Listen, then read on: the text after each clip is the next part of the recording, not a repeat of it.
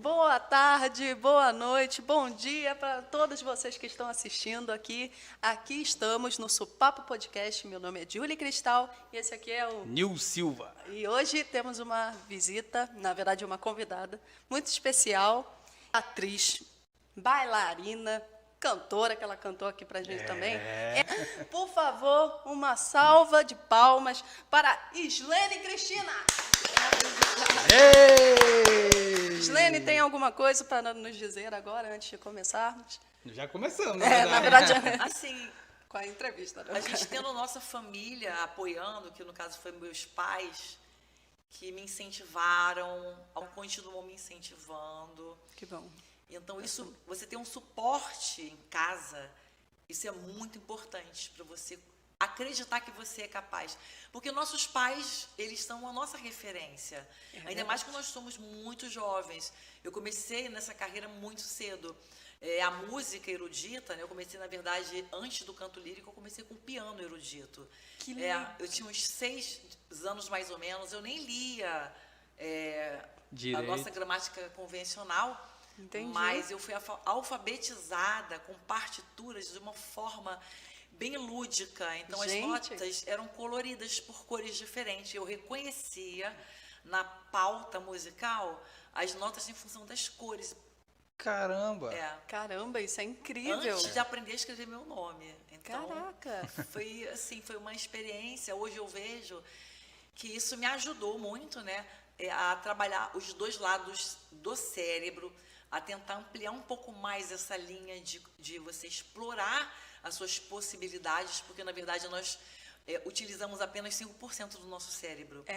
E se a gente tivesse a consciência que se você abrir um pouco mais essa possibilidade e se descobrir, né, a meditação é uma ótima forma disso, de você se conectar com o seu eu e você ver que você tem como expandir a sua consciência. Nossa, a gente faria coisas inacreditáveis e inimagináveis. É verdade, né? Essa eu não sabia, não. Essa eu não sabia, não. Sabia não, sabia não. Com a respiração, com o prana, quando você se coloca num padrão alfa induzido, estando consciente, diferentemente do primeiro estado do sono, mas você consegue se libertar um pouco, mas estando consciente, você começa a perceber que sua consciência ela pode se expandir e você pode explorar muitas coisas. Como é que foi? Foi tranquila? Olha, E você já tinha esse sonho de virar bailarina? Foi muito engraçado, porque eu era uma pessoa muito tímida em relação à parte de dança. Entendi. Como eu falei, os meus pais sempre me incentivaram em tudo. Eu tenho um pai e uma mãe que, se alguém perguntasse, você vai voltar, você vai descer de novo, escolha seus pais. Eu falei, quero os mesmos. Entendeu? Eles são fantásticos. Que bom. Então, desde criança, eu tive um estímulo, um incentivo dos meus pais. Eles me colocaram na dança, me colocaram na luta, me colocaram na música e, numa ordem cronológica, foi primeiro a música, o piano clássico. Fiz música erudita, né? De 5 para 6 anos de idade, como eu te falei, eu não sabia nem escrever direito o meu nome, eu aprendi a pauta musical através das cores. Caramba. Depois veio o teatro com uns 8 anos de idade e veio a luta também. Entendi. A dança veio mais tarde, por incrível que pareça. Sério? Depois dos meus 12 anos. Gente. As pessoas acham que eu fazia desde 5 anos. Não, veio mais tarde. Eu era uma criança, de uma certa forma, tímida, retraída. Em casa, não.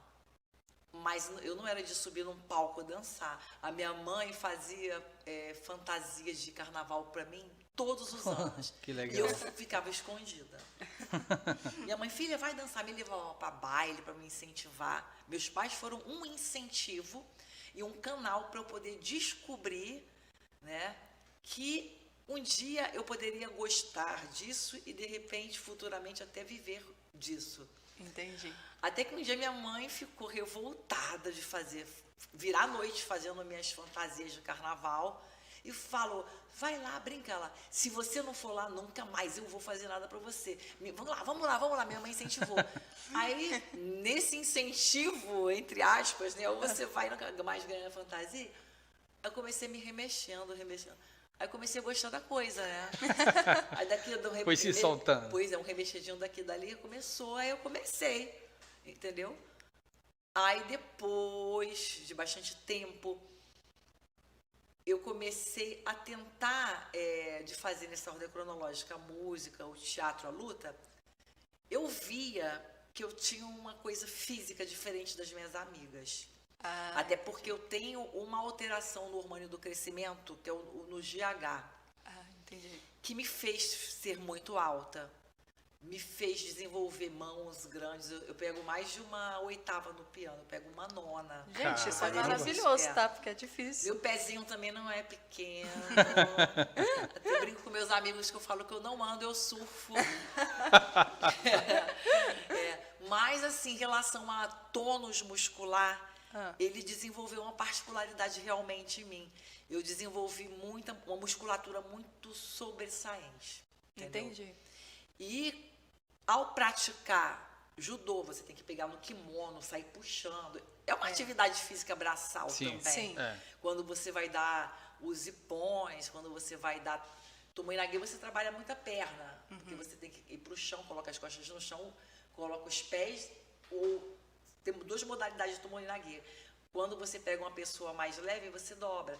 Eu já peguei uma pessoa muito pesada, eu tive que fazer com a perna esticada, porque se eu dobrasse, a pessoa ia cair em cima de mim, entendeu? Entendi. Então, você trabalha o seu corpo todo lutando, né? Não é só empurrar, você trabalha o seu corpo. Então, eu comecei a desenvolver. Eu não sabia que tinha essa particularidade. Quando eu comecei a trabalhar, aí realmente começou o meu corpo a mudar muito. Eu acho que é interessante toda mulher aprender uma arte marcial para autodefesa. Pra autodefesa, é concordo. verdade. Você tem uma vida profissional, você vai andar sozinha, entendeu?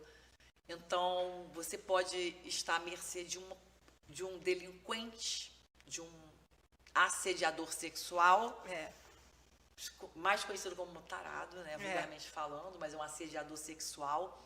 E se você não tiver ninguém para te defender, e se você for uma pessoa muito vulnerável, você pode cair numa armadilha, numa cilada que vai te provocar um trauma emocional, que vai levar a sua infância, sua adolescência, levar a sua fase adulta e pode te acarretar em sérios problemas psicológicos. Então,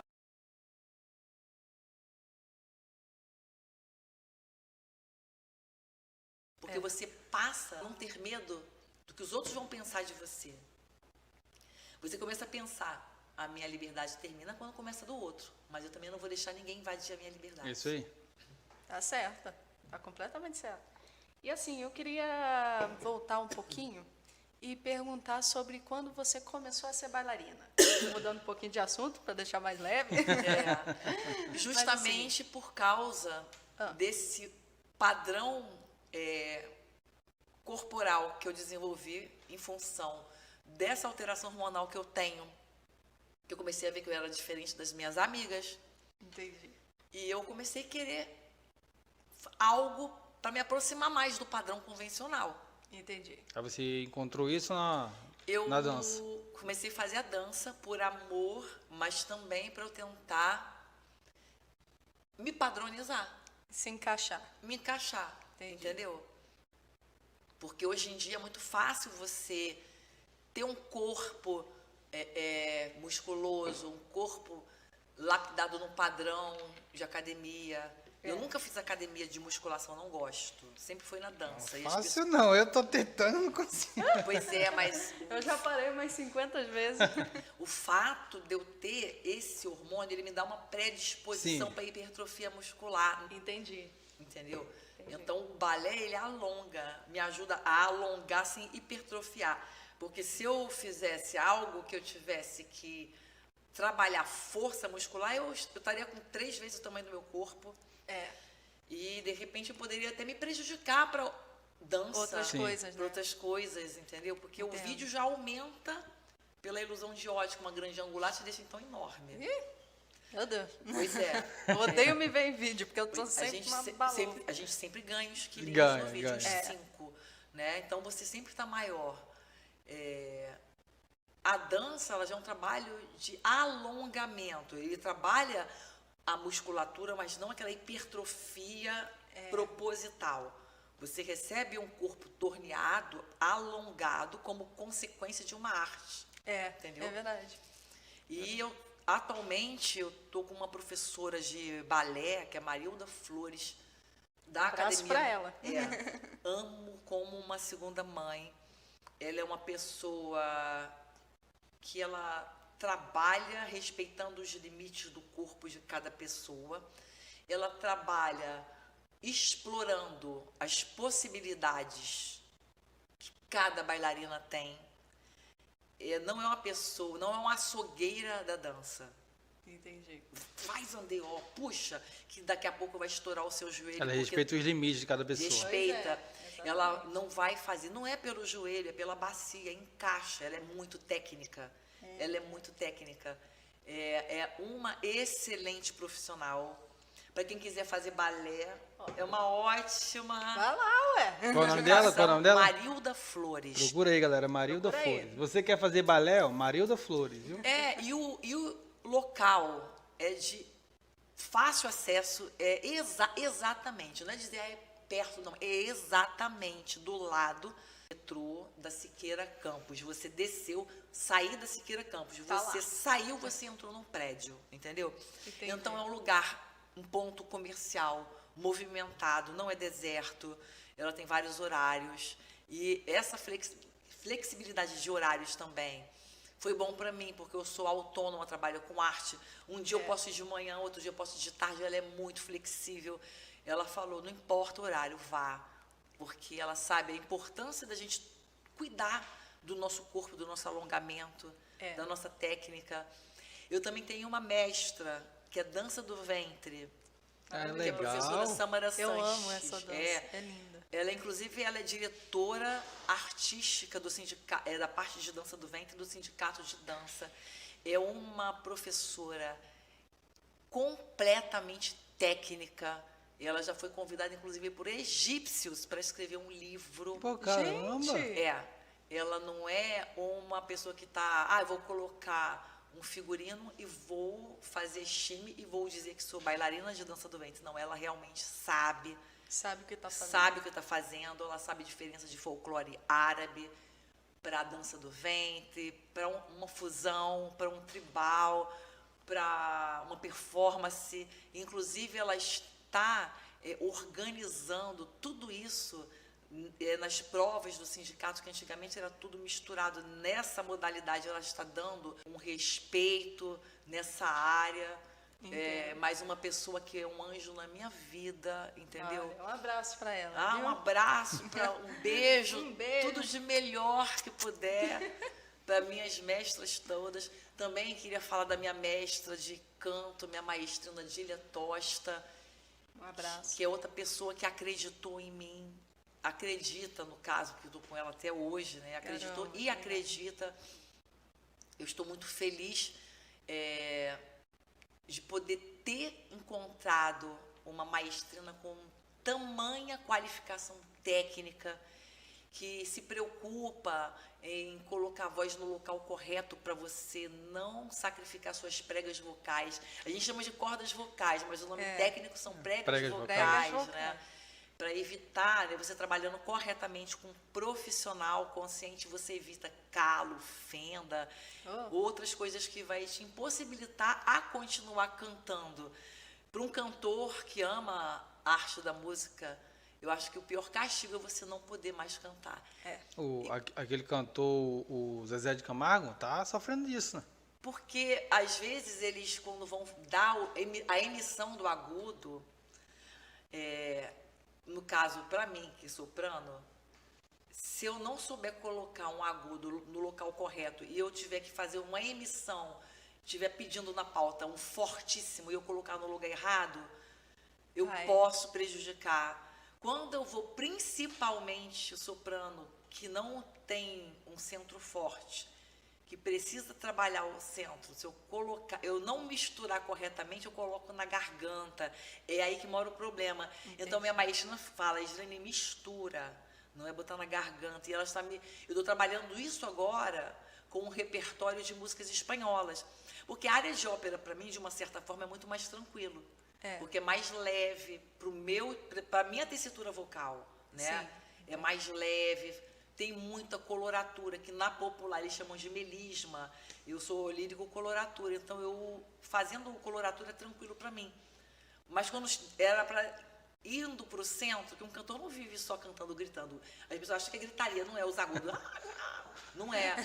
Nem o público iam aguentar isso, né? Os convidados não aguentar. Então você tem que fazer passar pelo centro, que é onde a letra da música, você tem como fazer os recitativos para você poder fazer as pronúncias bem articuladas, com emissão bonita e as pessoas escutarem.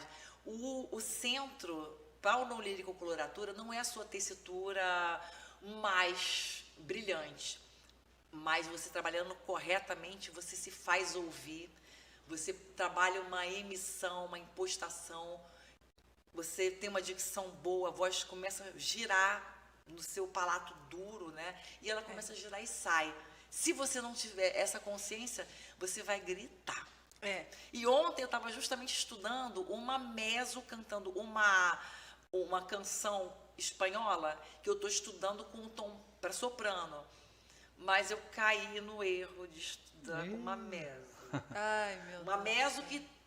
Uma meso muito potente, que não é o meu caso. Tá, traduz pra gente, que eu não sei o que A meso é por exemplo, vou classificar os registros vocais femininos e os masculinos. Os registros vocais femininos, eu não vou subclassificar, porque mesmo dentro da soprano tem subclassificações. Sim. Eu vou falar só esses geral, para não ficar muito em cima. Assim, depois, se a gente for abrindo isso por causa da minha textura, eu pego mais do soprano. O soprano é a classificação vocal para as vozes agudas femininas. Isso. Ah, entendi. Mezzo-soprano são para as cantoras que têm uma Meio corda vocal ali, né? mais resistente, são cordas mais grossas e que elas têm um brilho extremo na região central, mas chegam nos certos agudos do soprano. E uns graves também. E uns certos graves do contralto sem a força do contralto, né? Essa classificação de mezzo, quando ela tem os agudos e ela tem peso na voz e vai num Lá4, que é um agudo, para mezzo é agudo, pode fazer um gritinho, uma coisinha no Si4, que é no caso, quando a Carmen, que é uma personagem escrita para mezzo, ela vai no seguidilho, ela dá um Si. Tipo aquele falsete, né? Assim, o tom.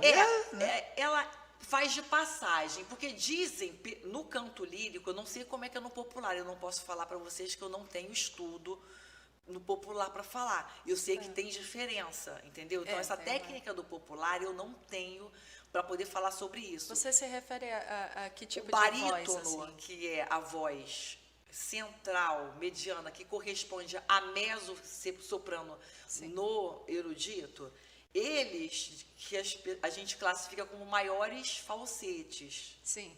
Entendeu? Os barítonos. Não o tenor, porque o tenor ele já tem agudo. Os barítonos terminam tendo uma grande extensão. Porque além dele ter um registro central maravilhoso, às vezes existe uma subclassificação de barítono, que são os barítonos brilhantes, que atingem agudos de tenor.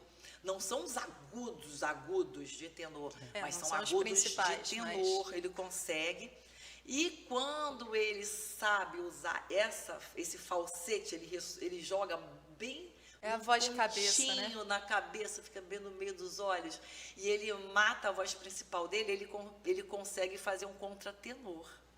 É muita técnica para fazer muita isso. técnica. Com certeza. E são realmente pessoas privilegiadas, né? Nossa. Eu vou agora fazer uma homenagem para uma pessoa que é o Fernando Portugal, Olha aí, onde ó. eu tive a oportunidade de cantar durante um certo tempo no coro Bartalê, que foi regido por ele. Ele é um barítono que canta de contratenor. Eu comecei a querer cantar Carmen sem ser para a minha voz, óbvio, que a Carmen é para mesa, eu sou lírico coloratura. Porque eu ouvi o Fernando Portugal cantando uma habaneira. Que isso, gente? É Você fecha os olhos e você vê uma mulher, uma meso maravilhosa cantando. É aquela música em francês, né? É. L'amour est un oiseau rebelle qui ne plus apprivoisie. Et c'est bien d'enlever qu'on l'appelle si lui convient de refuser. Mais la prière loin par les bien la tristesse. Et c'est l'autre que je préfère. Il n'a rien dit, mais il me plaît. Ele canta isso. Que isso? Obrigada. Eu vou desmaiar. Não, você ia desmaiar vendo o Fernando Portugal cantando isso. Pô, imagina Porque também, a gente. minha Um voz- homem. Ele cantando um homem. isso. Eu não cantei com peso de uma meso. Até porque se eu fizer isso, eu vou ficar rouca. Gente. Ô, Islene, aqui, eu não entendo nada disso, tá? Mas aqui nas pregas vocais, ali é musculatura, né? Mas o que você tem que fazer ali, na verdade, para você não jogar força, o que faz vibrar é o ar. Quando você joga, mas você prende no Bom diafragma, diafragma, né? isso aqui você tem que ter. Porque se a voz cai, você vai querer fazer força. Pra Quer dizer que a voz não sai daqui, vem daqui? A voz, ela vem de um conjunto. Com certeza. Ela vem de uma orquestra sinfônica que é o Dentro seu de corpo. você. A minha não veio não, viu? Que defeito de Tem fábrica. uma orquestra treinar, sinfônica. Cada um é um instrumento. qualquer um. Por exemplo, eu posso ser um violino, ou a pessoa que já tem uma voz, um homem com a voz mais pulsante, ele pode ser um contrabaixo. Exatamente. Ele é uma orquestra sinfônica, ele é um Caramba. instrumento. Exatamente. E o cantor, ele é o instrumento e o instrumentista. Eu acho que é uma forma mágica de fazer música. Eu Você não precisa acho botar o lindo. instrumento debaixo do braço. ele Não, chegou lá e aonde abriu a você boca. chegar Só com chegou- com essa voz, você abre a Pra boca. isso. O canto faz você trabalhar muito a respiração diafragmática. Eu termino o quê? Expandindo meus alvéolos pulmonares, porque eu preciso inflar para ter ar. Aham. Eu trabalho o meu apoio. Eu aprendo a respirar. Eu começo a desenvolver um trabalho de respiração para eu poder fazer o meu instrumento funcionar.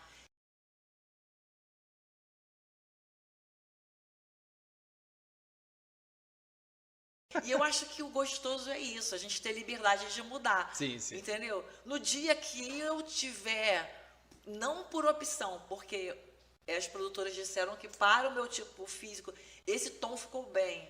Então eu respeito, até porque eu preciso delas para trabalhar. Sim. Né? Mas no dia que eu tiver um trabalho, que eu tiver que ser ruiva, estilo Ariel, eu vou pintar, Vai pintar. e vou assumir o meu lado ruivo. Eu acho que a gente tem que brincar com essas possibilidades. Sim. Isso não é vergonha. Isso é uma... Eu acho que isso até é uma coisa boa que a gente tem. E os homens, hoje em dia, também. Tem muito homem metrosexual. Metrosexual não significa que ele é homossexual. Não é isso. Eu sou... Se cuida, né? E tem uma coisa. Homossexual, metrosexual, transexual, todos têm o direito de ser felizes. Eu não estou fazendo apologia. Eu estou falando sobre um ponto que, graças a Deus, chegamos no momento que nós vivemos, que essas pessoas que sempre foram marginalizadas estão sendo valorizadas e respeitadas.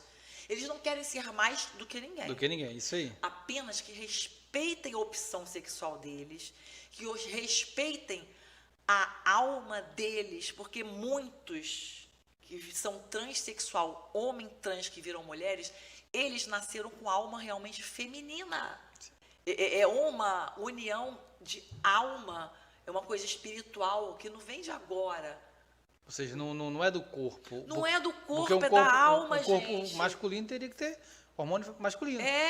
Mas você vê, os traços são femininos. Ele apenas nasceu com um órgão genital masculino.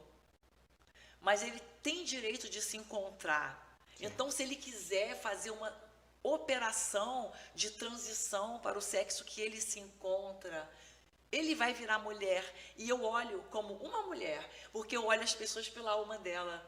Eu tenho muitos amigos drag queen, eu também faço shows de drag queen. Meu nome de guerra é Valquíria Thompson.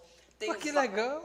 Faço, e eu convivo no meio deles. Eu amo os meus amigos homossexuais. Eu amo os meus amigos transexuais, os meus amigos drag queens. Quando você se coloca do lado deles, você os ama como eles são, os respeitam como eles são seus melhores amigos. Eles têm uma alma feminina, de verdade.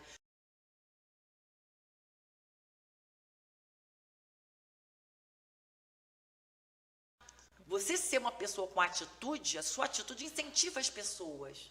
Você, quando começa a ser uma pessoa autoritária, você poda, você deixa as pessoas constrangidas. Sim. E você deixa as pessoas, você mata as pessoas. Eu conheço muitas pessoas autoritárias que impõem. Eu não acho saudável. Entendeu? Por quê? Principalmente para quem está sendo imposto a coisa. Porque ele começa a ficar uma pessoa sem palavras, sem voz. Eu conheço. Vai matando aos poucos a pessoa, né? A pessoa às vezes começa a ficar tímida, a pessoa fica meio, poxa, eu vou falar, não vai. Eu conheço pessoas assim. Então, acho que a melhor coisa para um relacionamento de casal, para um relacionamento de amizade, para um relacionamento de família é conversar. Mas tudo depende de como você fala, da forma que você fala. Então, muitos relacionamentos se desgastam entre amigos, entre casais, entre pai e mãe, porque você não conversa. Às vezes a sua mãe falou uma coisa para você, você não gostou. Não vira cara para sua mãe, não. Ei, você que está olhando, não vira cara para sua mãe, não. Isso vale para mim também. Sabe o que acontece? A nossa mãe... Eu sou uma adolescente muito chata. Mas sabe o que acontece? A gente tem que... Aí é uma questão da gente ter um espírito muito, assim, eclético, compreensivo, sim, desgarrado, de você perceber que seus pais viveram num momento muito diferente do seu. Com certeza. Numa época completamente diferente. Que a mulher, ela era criada para casar, para ter filho. Mulher que dançava era... Pode falar. Era puta. O que as pessoas achavam de uma bailarina, de um artista... Há muitos anos atrás era isso. Você era puta. O homem, você era viado. E pronto, era... Sabe? Infelizmente era isso. Infelizmente as pessoas achavam. Entendeu? Era isso. Não tinha outra definição. Não. A pessoa simplesmente joga pra isso. Então, a mulher, na época dos nossos pais que queria ser artista, muitos fugiam de casa. É a mesma coisa de ator, fugir de atriz. Casa. Na atuação tem esse negócio. Os pais não concordavam, né? Por causa dos outros. Na época dos nossos pais, vivia assim, o que o vizinho vai falar? Mas o que a sua avó vai falar? Ela imaginou você sendo uma médica, você vai ser bailarina, você vai ser atriz. O que eu falo para sua avó? O que eu... Gente, eles viveram numa época. Então, o que a gente tem que fazer? A gente tem que ver nossos pais com muito amor. Com certeza. Com muito carinho. A gente tem que... Eles não vão mudar mais. Porque eles já são mais velhos do que a gente. Eles já cristalizaram essa memória. O que você tem que fazer? Aí vai o nosso lado de amor incondicional, do não ao egoísmo. Vamos tentar nos colocar do lado deles e tentar pensar um pouquinho como eles. Para a gente entendê-los. E quando a gente for conversar, a gente sair do nosso padrão da modernidade. Porque hoje em dia também o negócio está feio. O negócio está muito nem esquisito. Lá, nem cá, né? Vamos ser sinceros. Nem 8, nem 80. Porque hoje em dia as pessoas confundiram liberdade com libertinagem. Exatamente. Entendeu? Islene, vamos ficar por aqui. faz um merchan aí da peça. Vamos dar mão. Ah, não, é a mamãe que tá aí Marketing. fora. Vai. Mamãe também, vem cá, mamãe Vem, mãe, linda. vem, mãe. Mamãe linda, vem cá, vamos Vem, mãezinha. aproveitar. Ó, essa aqui é a mamãe dessa minha mulher mamãe. linda. Então, nós... São amigas há muito tempo, né? Ah, nem fala o DNA, nem fala o DNA. Hoje tem o encerramento Com certeza. da peça Nasce uma Estrela, da nossa querida, da nossa grande estrela. Com certeza. Diretora, atriz e também uma das diretoras do SATED, do Sindicato dos Artistas, Paula Godard. Que inclusive já veio aqui, viu? veio aqui. E com certeza, eu tenho certeza que quem está do outro lado ficou sentado na cadeira ouvindo a Paula falar e nem piscava, e deixava ouvindo assim completamente vazio para ouvir tudo que ela fala, porque é uma pessoa que é um vasto conhecimento de vida, de arte. Sim. Então, a nossa Paula Godard, que é a idealizadora, criadora desse espetáculo Nasce uma Estrela, protagonista, que mostra justamente a luta de uma pessoa que acredita no seu talento e quer se tornar uma estrela, e ela se transforma. Olha aí, ó. É hoje o encerramento dessa temporada no Teatro Brigitte Blair, às 8 da noite. Com certeza. Eu vou dançar mais... Eu canto, ela atua, mas... Agora, não, fala essa também, aqui- fala. Essa aqui é estrela também, tá? Essa aqui Gente, canta, olha essa só. dança, canta pra caramba. Gente, é com a Paula Godard, Fernando Resque, Leda Lúcia e um grande elenco, com a participação especial da Samantha Lucardi, da nossa Islene. É verdade, vai estar olha. lá hoje, e muito mais para vocês. Hoje é o encerramento, às 8 horas, no Teatro Brigitte Blair. Vai lá nos ver. Fica Por onde esse favor. teatro? É, em Fica Copacabana, na ó. Miguel Lemos 51, em Copacabana. Estação Isso Cantagalo. aí. E quem era fã número 0, né? Nem número 1, né? Porque o número 0 vem antes do número 1. Quem era fã número 0 do Fernando Resque, que eu amo Fernando Ó, Resque, ele é um vai ver gênio. uma atuação. Ele, na verdade, é o grande Cicerone dessa peça. Exatamente. Integrador de todos os quadros. E você vai ver todo esse elenco maravilhoso, um show de transformismo com a grande diva intercontinental, né? Nem Ai, internacional. Jesus! É intercontinental, Samantha Lucardi. E ela fala, beijo pra ela. Lucardi é Drácula ao contrário. Você se imagina que é capaz. Leda Lúcia, essa menina tem uma voz de anjo, gente. Falou a outra aqui que arrasou na rabaneira aqui, que eu tava ouvindo. Essa mulher aqui é um charme. Deixa elas se montarem pra você ver o quê. Então vem com a gente. Vem com Vai a lá, gente, pelo amor de pessoal. Deus.